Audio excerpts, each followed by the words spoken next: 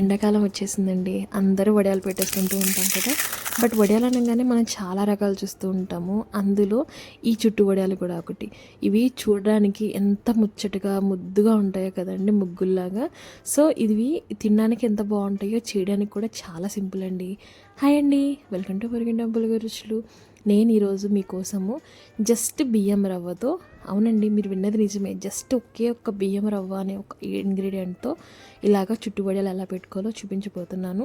So మీరైతే ఈ video మొత్తం చూసేసి ఆ వీడియో వడియాలు ఎలా పెట్టుకోవాలో ఖచ్చితంగా మీరు కూడా నేర్చేసుకోవచ్చు. చాలా సింపుల్ అండి. అసలు వడియాలు విరిగిపోకుండా ఆ పిండి ఎలాగ చేసుకోవాలో, ఆ పిండిని అసలు రవ్వని ఎలా కలుపుకోవాలో మొత్తం కూడా నేను స్టెప్ బై స్టెప్ మొత్తం క్వాలిటీ మొత్తం చెప్తాను. సో ఇంకెందుకంటే ఆలస్యం, వెంటనే లైక్ చేసి సేవ్ చేసి పెట్టేసుకోండి. Let's go. దీనికోసం ముందుగా నేను ఇక్కడ 3 కేజీల రేషన్ బియ్యం తీసుకునేసి బాగా ఒక 4 నుంచి 5 సార్లు వరకు బాగా ఉప్పేసి కడిగేసిన్నాను కదండి.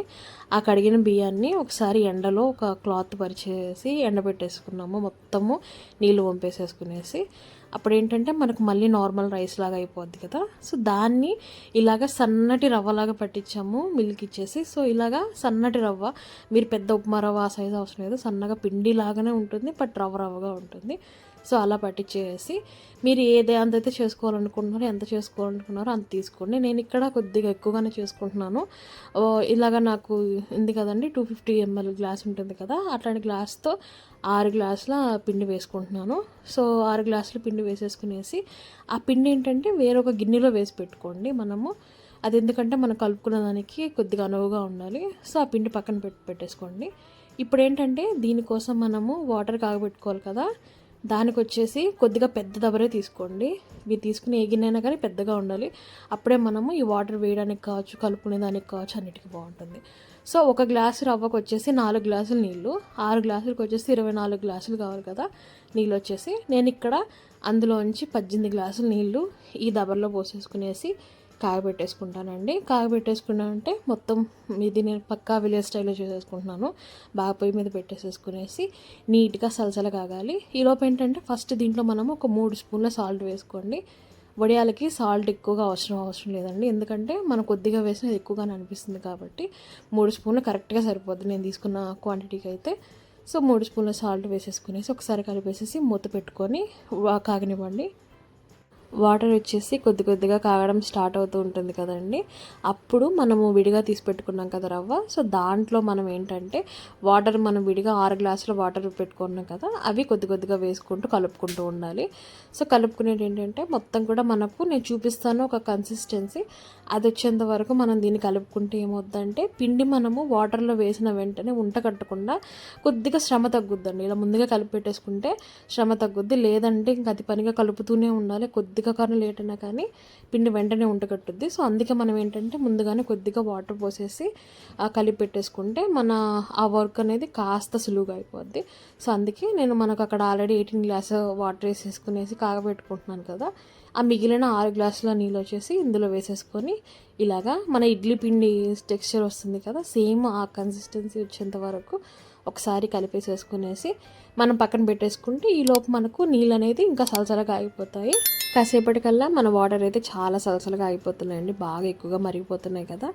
ఇప్పుడు ఇందులో మనము ఆల్రెడీ కలిపి పెట్టేసుకున్నాం కదా ఆ పిండి, ఆ రవ్వ ఉంది కదా, అది మొత్తాన్ని తీసుకొచ్చేసి ఇందులో కొద్దిగా వేసేసుకుంటూ కలుపుకుంటూ ఉండాలి. ఇక్కడ ఏంటంటే మనం అదైతే డైరెక్ట్గా రవ్వ పిండి వేసేటప్పుడు ఇంకొద్దిగా శ్రమ ఉంటుంది. ఇదైతే ఏమైందంటే కొద్దిగా అదే పడుతూ ఉంటుంది కాబట్టి మనము కలిపేసేసుకుంటూ ఉన్నామనుకోండి, కంటిన్యూస్గా కలపాలి. అది ఏదైనా కావచ్చు. ఉంట కట్టకుండా ఉండాలంటే వెంటనే మంటని లో ఫ్లేమ్లో పెట్టేసుకునేసి కలుపుతూనే ఉండాలి. ఇంకో నుంచి మంట అనేది హై ఫ్లేమ్లో ఉంచుకోకూడదండి.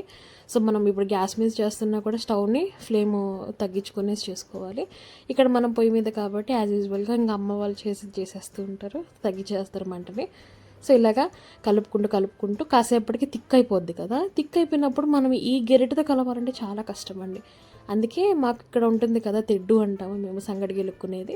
సో దాన్ని తీసుకొచ్చేసి ఇలాగ మొత్తాన్ని కూడా నీట్గా నిలబడుకొని గెలికేసేద్దాము. మనకి ఇలా కాసేపటికి ఈ టెక్స్చర్ వస్తుందండి, బాగా సాఫ్ట్గా ఉడికిపోయి ఉంటుంది. మనకేంటంటే రవ్వ అనేది ఎక్కడ కూడా గల్లగా ఉండకూడదు. నోట్లో వేసుకొని కొద్దిగా కానీ టేస్ట్ చూస్తానంటే మొత్తం కూడా మెత్తగా అయిపోయి ఉండాలి, సాఫ్ట్గా. అప్పుడే మనకు వడియాలు విడిపోకుండా ఉంటాయి. ఇప్పుడు ఏంటంటే ఇంకా మనము ఎండలో పెట్టేసుకోవాలి కాబట్టి ఒక కాటన్ ఏదైనా కాటన్ వాడండి, ప్లాస్టిక్ అవాయిడ్ చేసేయండి. బాగా తడిపేసేసుకునేసి ఎక్కడైతే పెట్టుకోవాలనుకున్నారో అక్కడ పరిచి పెట్టేసుకునేసి మనం తీసుకున్నాం కదా పిండి, అందులోంచి కొద్దిగా పిండి మటుకు పక్కన తీసేసుకొని మిగతా పిండి మీద మూత పెట్టుకొని పెట్టేసుకోండి. ఓకేనా. ఇప్పుడు మనము కారాలు చేసుకుంటాం కదండి, అది మురుకులు చేసుకునే మిషన్ ఉంటుంది కదా, అందులో కొద్దిగా పిండి తీసి పెట్టేసుకునేసి దాన్ని ఇలాగా కారాలు చుట్టూలాగా చుట్టేసేసుకోవాలి. మీకు ఎలా వస్తే అలా చుట్టేసుకోండి. నేను ఇక్కడ జిలేబీలాగా చుట్టేసాను కదండి, అలానే మీరు సింపుల్గా జస్ట్ ఒక 2-3 గీతల్లాగన్నా చుట్టేసుకునేసి ఇలా చేసి పెట్టేసుకునేసి అలాగా మొత్తం పిండితో కూడా మనము మీకు ఎన్ని చీరలు వస్తే కావచ్చు, చీరల్లో కావచ్చు పంచులు ఉంటాయి కదా, కాటన్ పంచులు, వాటి మీదైనా కూడా చేసేసుకోవచ్చు. మీరు కావాలంటే వీటిలోనే జీలకర్ర, వాము ఇలాగ ఏమైనా వేసుకోవచ్చు అండి, పచ్చిమిర్చి పేస్ట్. బట్ ఇవి అడ్డపడతాయని మేము ఏం వేయమండి, సింపుల్గా చేసుకుంటాము. సో ఇలాగ మొత్తం పిండితో ఇలాగ మొత్తం వడియాలు చుట్టేసుకుంటాం కదా. సో ఇంక వీటిని ఏంటంటే మనము ఎండ కింద పెట్టాను, ఇలాగ నేను నార్మల్గా రూఫ్ కింద కూడా పెట్టి చూసాను. సో ఎండలో పెట్టండి, కొద్ది తొందరగా ఎండుతాయండి, ఇవి కొద్దిగా లేట్ అవుతాయి, అంతే తేడా. 1 డే ఎండలో ఉంచేసుకుంటే సరిపోద్దండి. రూఫ్ కింద పెడితే మటుకు ఫ్యాన్ ఆన్ చేసి పెట్టేసుకోండి. 1 డే కాలం ఇవి చాలా సింపుల్గా ఎండిపోతాయి, చాలా క్విక్గా కూడా ఎండిపోతాయండి. సో ఇలాగా ఎండిపోయిన తర్వాత మనం ఇంకా వీటిని ఇంకా తీసేసుకుంటే సరిపోద్ది. దీనికోసం వచ్చేసి ఫస్ట్గా మనం ఒక సైడ్ నుంచి స్టార్ట్ చేయాలి. ఒక సైడ్ నుంచి దాని క్లాత్ని మడత వేసేసుకునేసి కొద్దిగా వాటర్ తీసుకొని స్ప్రింకిల్ చేసుకోవాలండి. వాటర్ పోసేయకూడదు, కొద్దిగా తడుపుకుంటే సరిపోద్ది. క్లాత్ని కొద్దిగా ఇలాగా చల్లుకునేసి కాసేపు వదిలేసామనుకోండి, జస్ట్ ఒక 2 seconds అలా వదిలేసామంటే అవి ఇంకా లూజ్ అయిపోద్ది, క్లాత్ నుంచి విడిపోవడం స్టార్ట్ అవుద్దండి. మీరు చూడొచ్చు, మనకి ఇవి విరిగిపోతూ ఉంటాయండి. మీరు భయపడద్దు, విరగడం అంటే అసలు మొత్తం విరగడం కాదు, మన చుట్టేటప్పుడే కొద్దిగా అటు ఇటు ఉంటాయి, డిజైన్స్ లాగా ఉంటాయి కదా, సో అలా ఉంటుంది. మనం అందులో సన్నటి పెట్టుకున్నాం కాబట్టి విరుగుతూ ఉంటాయి, దానికైతే మీరు భయపడాల్సిన అవసరం లేదు. మనకైతే రౌండ్స్ వస్తాయి, కొద్దిగా విరిగి ముక్కలు కూడా వస్తాయి. సో ఇలాగ అన్నీ కూడా ఒక ప్లేట్లో పెట్టేసుకునేసి మనము ఫ్యాన్ కింద పెట్టినట్టు కూడా మీరు చూడొచ్చండి. వాటంతా స్పీడ్గా ఎండలేదు కానీ అక్కడక్కడ పచ్చిగా ఉంది కదా, మరీ పచ్చిగా ఉంటే తీయకూడదు, కానీ కొద్దిగా ఎండిగానే ఉంటే మటుకు తీసేసుకోవచ్చు. ఇవి ఇంకా క్విక్గా రావాలంటే మనము క్లాత్ని ఒక 2 సైడ్స్ కనుక పట్టుకునేసి ఇలా కొద్దిగా లాగామనుకోండి, వాటంతా అవి నేను చూపిస్తున్నా కదా, ఇలాగ లాగితే అవే పైకి వచ్చేస్తాయండి. సో అంతేను. మనం ఇక్కడ డిజైన్స్ పెట్టుకోబట్టే సన్నటి డిజైన్తో మనం వాడిన మిషన్ నుంచి సన్నటి హోల్స్ ఉన్నది కాబట్టి ఇలాగ విరుగుతున్నాయి, కానీ మన పిన్ అయితే పర్ఫెక్ట్గా ఉడికిందండి. సో ఇలాగ మనం మొత్తాన్ని కూడా ఎండలో ఇంకొక పూట అంతా ఎండలోగా పెట్టేసుకుంటే ఇంక సరిపోద్ది. ఒక పూట కల్లా మనకు నేను చూపించాను కదండి ఎంత బాగా ఎండిపోయాయి చూడండి, బాగా కూడాను నీట్గా ఎండిపోతాయి కదా. సో వాటిని ఇంకా మనం ఒక ఎయిర్ టైట్ కంటైనర్లో పెట్టేసుకుని స్టోర్ చేసుకోవచ్చు. మీరు చూడొచ్చు, మనకు ఎక్కడ కూడా ఇంకా పచ్చిగా అలా ఏం లేవు. మనం ఎంత ఎండ పెట్టుకుంటే స్మెల్ రాకుండా ఉంటుంది. ఇంకా మనకి ఎప్పుడు కావాలంటే అప్పుడు కొన్ని తీసుకునేసి వేయించుకుంటాము. ఇక మనకు కావాల్సినప్పుడు ఒక ప్లేట్లో కొన్ని తీసేసుకునేసి ఫ్రై చేసుకుందాము. ఫస్ట్గా ఒక ప్యాన్లో ఆయిల్ వేసేసుకునేసి కాస్త కాగనిచ్చామనుకోండి, ఒక చిన్న ముక్క కానీ వేసి చూసామనుకుంటే వడియాము అలా కానీ పొంగిందంటే ఇంకా పర్ఫెక్ట్గా కాగినట్టేను. సో అప్పుడు ఏంటంటే ఇంకా మనం వడియాలు వేసేసుకునేసి ఫ్రై చేసుకోవాలి. ఇలాగ 2 సైడ్లు తిప్పుకుంటూ కనుక మనం కనుక ఫ్రై చేసుకున్నాం అనుకుంటే బాగా పువ్వుల్లాగా విచ్చుకుంటాయండి, బాగా నీట్గా. మనం తీసుకున్న దానికంటే కూడా డబల్ ట్రిపుల్ సైజులోకి వచ్చేస్తాయి కదా. సో ఇలాగ 2 సైడ్లు వేగనిచ్చేసి తీసేసుకుంటే సరిపోద్ది. ఇలాగ ఆయిల్ అనేది మరీ ఎక్కువగా కనుక మాడితే మటుకు ఇవి పొంగవు కానీ మాడిపోతాయండి. సో ఆయిల్ అనేది మనం అడ్జస్ట్ చేసుకుంటూ ఉంటేనే ఇవి పొంగుతాయి, అట్ ద సేమ్ టైం బాగా క్రిస్పీగా బాగా వేగుతాయి కూడా, లోపల పచ్చిగా గట్టిగా ఉండకుండా ఉంటుంది. సో ఇలాగ మనం అన్నీ వేయించేసుకున్నాము, ఒక ప్లేట్లోకి తీసేసుకుంటే మీరు చూడొచ్చండి చాలా పర్ఫెక్ట్గా వేగాయి, పర్ఫెక్ట్గా కూడా వచ్చిందండి, పిండి కూడా ఎక్కడ కూడా లేకుండాను. మీరు ఆ క్రంచీ సౌండ్ ఇవన్నీ కూడా వినొచ్చు, నేను యాడ్ చేశాను. సో అంతే అండి, మీరైతే ఖచ్చితంగా ట్రై చేయండి, కొద్దిగానే ట్రై చేయండి.